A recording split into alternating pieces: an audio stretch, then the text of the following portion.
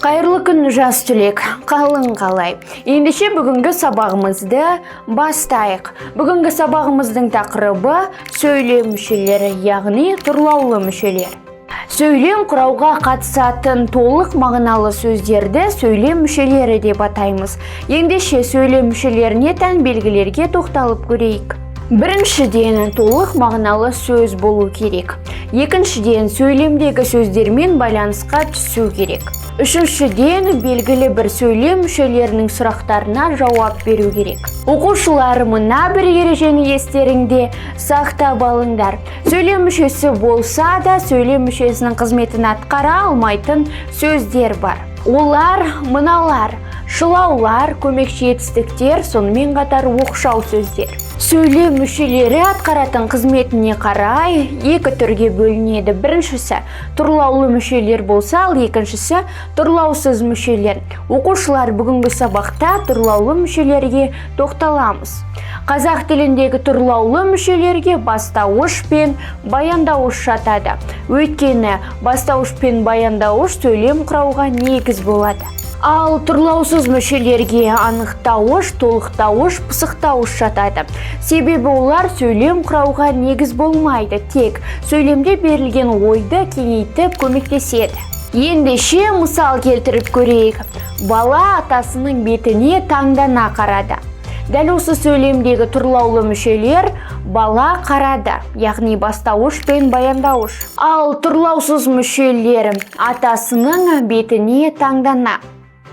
Мұнда анықтауыш, толықтауыш және пысықтауыш кездескен. Оқушылар, сөйлем мүшелері құрамына қарай үшке бөлінеді. Олар дара мүшелер, күрделі мүшелер және үйірлі мүшелер.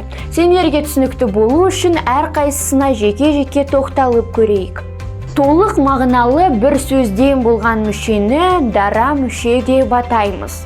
Сендерге түсінікті болу үшін мысал келтіріп көрейік. Бізде спортшы жастар көп.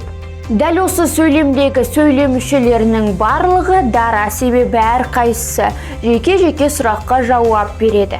Ал күрделі сөзден төс тіркестерінен, сонымен қатар шылаулы тіркестен құралған мүшелерді күрделі мүше деп атаймыз. Мысалы, астаулар балыққа толып қалды.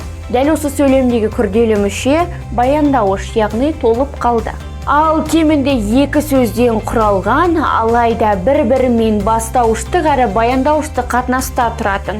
Сонымен қатар сөйлемде тек қана бір сөйлем мүшесінің қызметін атқаратын тіркестерді үйірлі мүше деп атаймыз. Сендерге түсінікті болу үшін мысал келтірейік. Мысалы, жаны сұлу жан ешкімге жамандық жасамайды. Дәл осы сөйлемдегі үйірлі мүше жаны сұлу. Үйірлі мүшеде екі сөзде бір-бірімен бастауыштық әрі баяндауыштық қатынаста тұрады.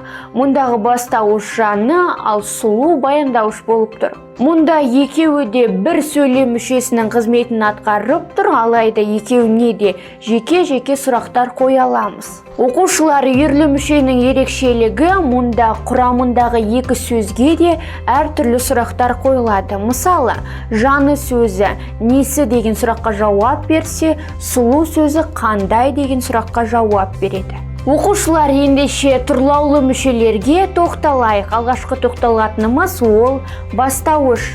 Сөйлемде атау септігінде тұрып іс-әрекеттің, оқиғаның иесін білдіретін мүшені бастауыш дейміз. Сұрақтары кім не, кімдер нелер, кімі несі, кімім нем, кімің нең.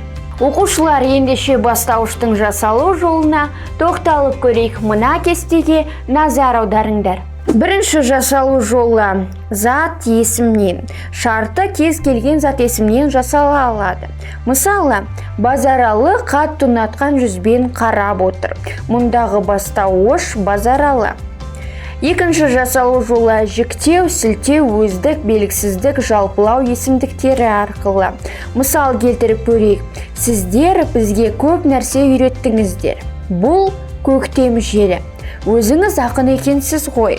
Яғни мұнда дәл осы есімдіктер зат есімнің орнына қолданылады. Келесі сөз табы ол сын есім. Мысал келтіріп көрейік. Үлкендер бала мінезіне сүйсінді. Ақылды ісіне сенеді. Келесі сөз табы сан есім. Мысалы, үшеуі суыт жүріп келеді. 8 2-ге бөлінеді. Келесі сөз табы етістіктің есімше тұйық етістік түрі. Мысалы, оқыған білер әр сөзді. Әңгіменің басталуы қиын, өрбуі оңай. Одағай, заттанған одағай, яғни құдай, күйзелгеннің белгісі. Соңғы сөз таптары ол үстеу. Мысалы, заттанған үстеуден жасалады. Еріншектің ертеңі таусылмас. Немесе тағы басқалары. Оқушылар, яғни бастауыш, дәл осы сөз таптарынан жасала алады. Сонымен қатар бастауыш құрамына қарай 3-ке бөлінеді. Олар дара бастауыш, күрделі бастауыш және үйірлі бастауыш. Және әрқайсысына мысал келтіріп көрейік. Бірінші тоқталатынымыз дара бастауыш, ол тек бір ғана сөзден тұрады. Мысалы, ерлік таптырмас қазына. Ал күрделі бастауыш дегеніміз 2 немесе одан да көп сөздерден құралған, алайда тек қана бастауыштың ғана бір ғана сұраққа жауап беретін сөйлем мүшесі. Ендеше күрделі бастауыштың жасалу жолдарына, мысалдарына тоқталып көрейік. Ең алдымен күрделі бастауыш сөз тіркесінен жасалады. Мысалы, кеншілер сарайы адамға лық толы. Мұндағы бастауыш кеншілер сарайы. Келесі жасалу жолы негізгі сөз бен көмекші есім арқылы. Мысалы, ырыс алды, ынтымақ.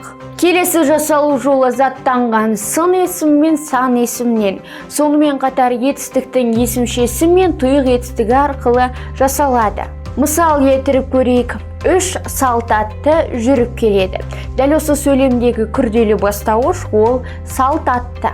Ал үйірлі бастауыш үйірлі сөздерден туады. Мысалы, білегі жуан бірді жығады. Мұндағы үйірлі бастауыш білегі жуан.